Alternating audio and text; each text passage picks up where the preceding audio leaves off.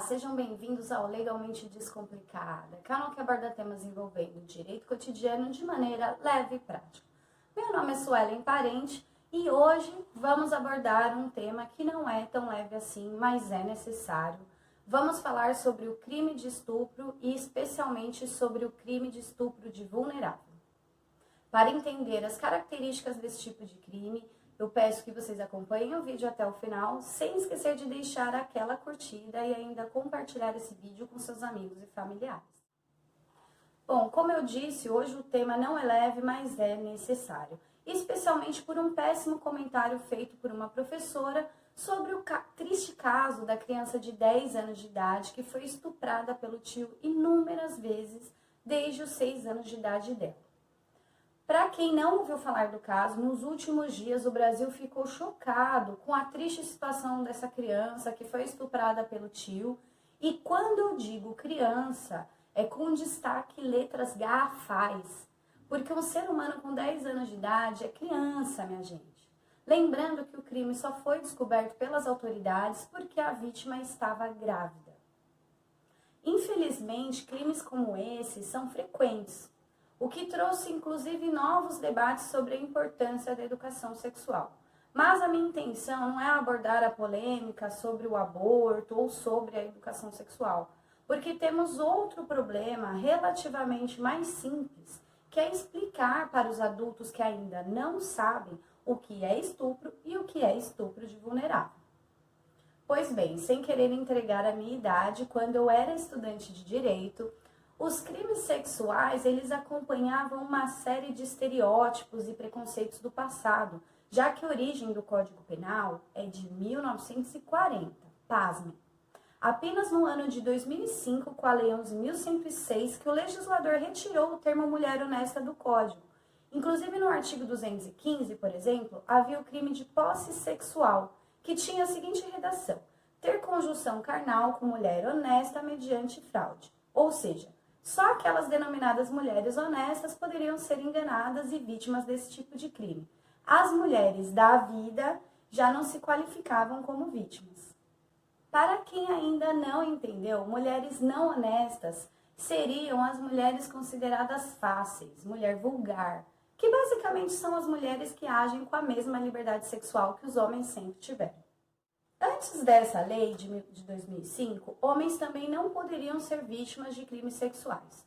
Vale lembrar que nessa época, estupro só se referia ao ato sexual no qual o homem introduz o órgão genital masculino contra o órgão feminino mediante ameaça ou violência. Ou seja, qualquer ato diferente da cópula vagínica não era estupro. Os outros atos sexuais não autorizados, praticados com ameaça ou violência, configuravam um crime de atentado violento ao pudor. Aí vai uma observação. Acreditem, homens sofrem violência sexual também. Eu não deveria falar o óbvio, né?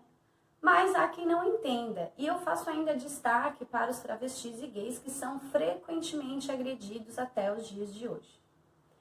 Mais uma curiosidade do Código Penal antes dessa lei de 2005. Existia a extinção de punibilidade, ou seja, o sujeito ele deixava de ser punido caso ele se casasse com a vítima. Vocês conseguem acreditar nisso?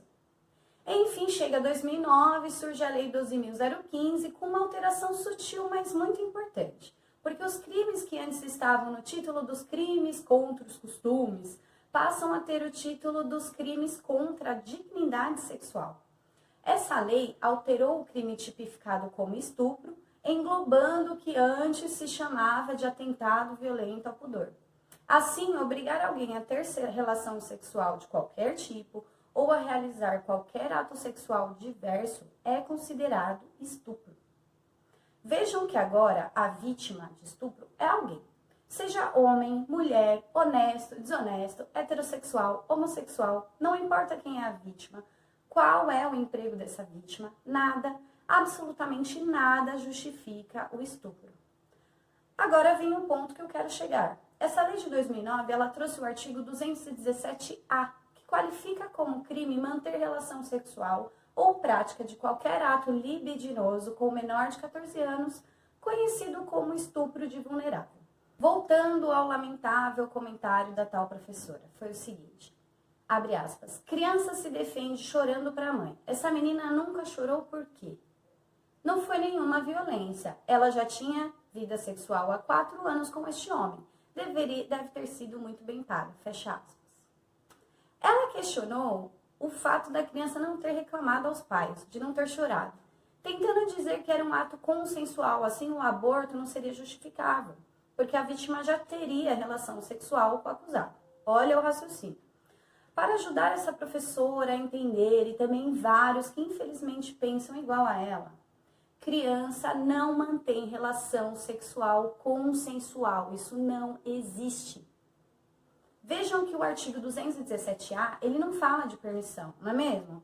O motivo é que nesses casos a violência é presumida. Afinal, a ameaça ou violência contra a criança pode não ser tão palpável justamente porque os pequenos eles aceitam inúmeras coisas pelo respeito ao agressor, ou mesmo pelo temor que ele tenha do agressor.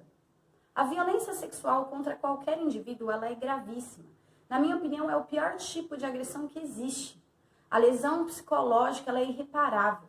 Agora, quando a gente fala de criança, isso é óbvio que é muito mais grave. Então, finalizando para os adultos entenderem.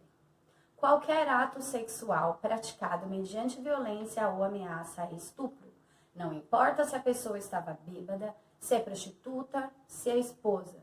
Não é não. Se não há permissão, é crime e ponto. Agora, quando há relação sexual ou atos sexuais diversos com uma criança, lembrando que pela lei, indivíduos que apresentem até 11 anos e 11 meses de vida são sim crianças. Não existe a possibilidade de permissão. Não importa se a criança aceitou, porque na verdade, por ser criança, ela sequer tem discernimento para aceitar. Além do fato que o agressor geralmente é alguém que exerce os cuidados dessa criança. Esse agressor ele tem controle e poder sobre esse menino ou essa menina, o que afeta ainda mais a possibilidade de aceitar ou negar essa violência. Por fim, eu gostaria de lembrar que os professores eles são as pessoas que mais têm contato com a criança além dos pais.